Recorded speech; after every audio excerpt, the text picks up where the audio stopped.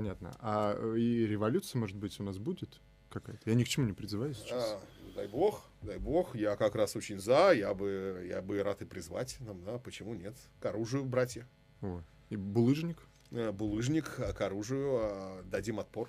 Про, Я за революцию. про революции, про перевороты. Тут подробности в Ньюсвике по поводу истории в Черногории, где были наши соотечественники, и вот выясняется, что там российские даже разведчики принимали участие, судят их заочно. Это вообще нормальная история, что разведчики вот так вот куда-то глубоко влезают в тыл врага и что-то там такое мутит.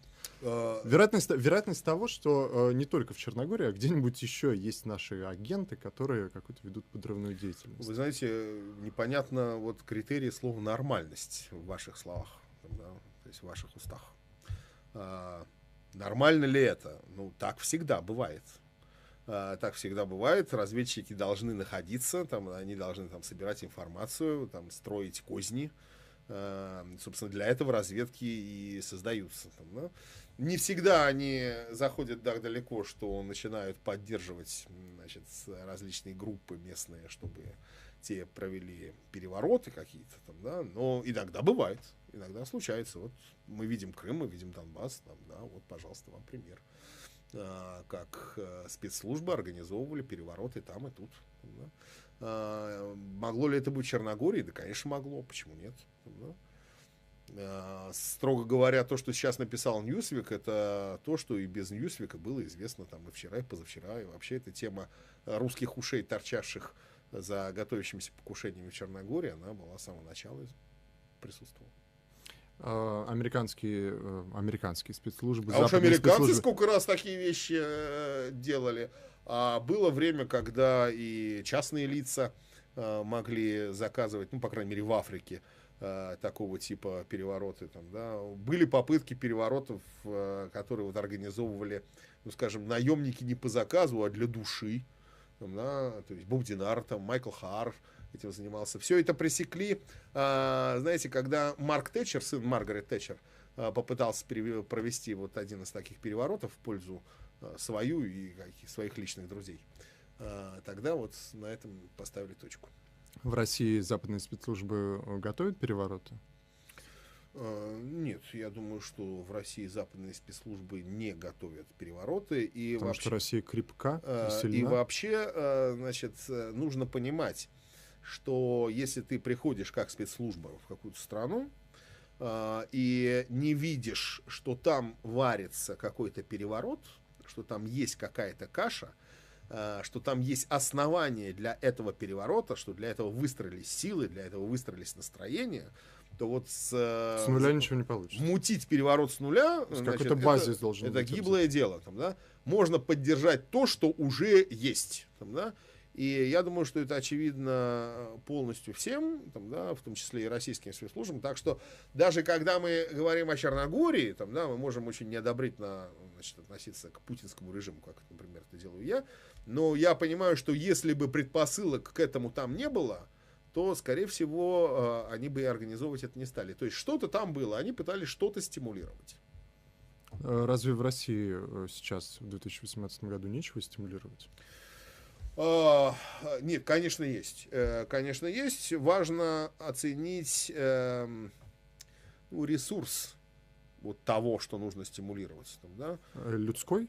Или... Ну, и людской в том числе. И людской в том числе, и властный в том числе. Посмотреть, какие расколы там, да.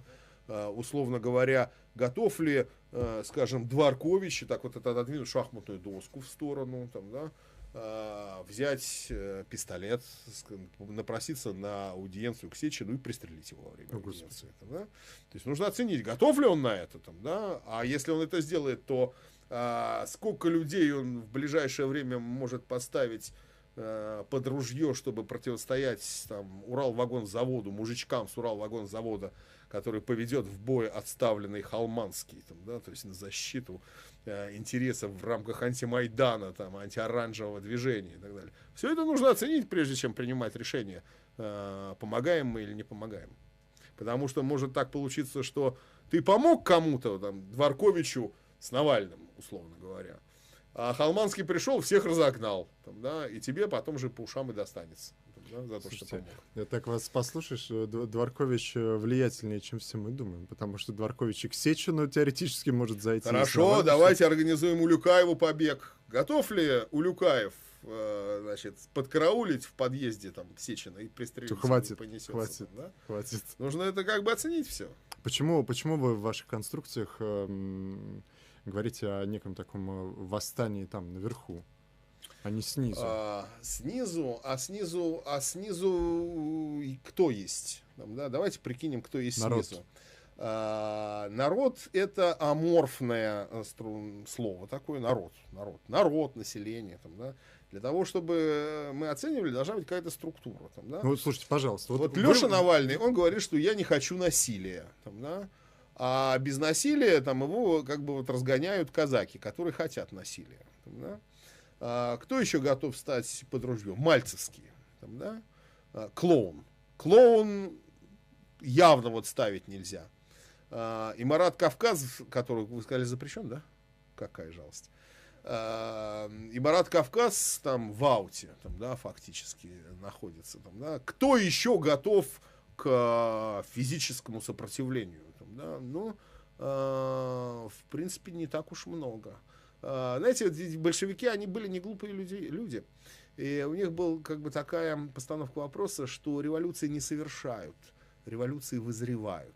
Там, да? Правда, они очень сильно ошибались с вызреванием. Вот Владимир Ильич Ленин говорил, там, возможно, наши внуки увидят революцию, через несколько месяцев бах, и все понеслось. Там, да? Но, несомненно, он был прав. На пустом месте ничего не делается. На пустом месте ничего не бывает. Я за вооруженное восстание, да, я за мятеж. Но при этом это не может быть холостым выстрелом. Это не должно быть холостым выстрелом. Если ты совершаешь эту попытку, у тебя должна быть уверенность в том, что хоть какие-то шансы на успех есть. Сначала Орхан Джемали, прежде чем возглавить вооруженное восстание, получит поддержку миллионов человек на сайте Change.org, например. Нет, не обязательно миллионов человек. Не обязательно миллионов человек. Там, да, можно продумать форматы военного переворота, когда в нем будет участвовать, ну, допустим, одна танковая дивизия, которая там ворвется в Москву, расстреляет, значит, Кремль, там, пьяные солдаты повесят Медведева с Путиным на фонарных столбах. Там, да, то есть давайте рассмотрим такой сценарий. Можно так рассмотреть. У вас есть эта дивизия? У меня нет. Если вы и найдете такую дивизию, дайте мне руку и пойдемте вперед. Опасные вещи говорите, вы не боитесь повторить судьбу Квачкова, который тоже там что-то замышлял? А вы знаете, я его хорошо знал лично. В общем, до того, как он начал призывать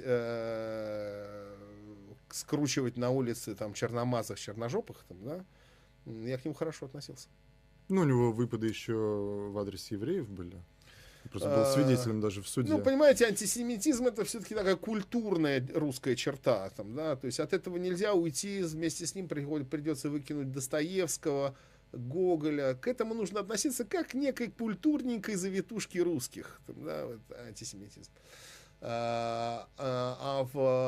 принципе, там, значит, я долгое время очень неплохо относился к Квачкову.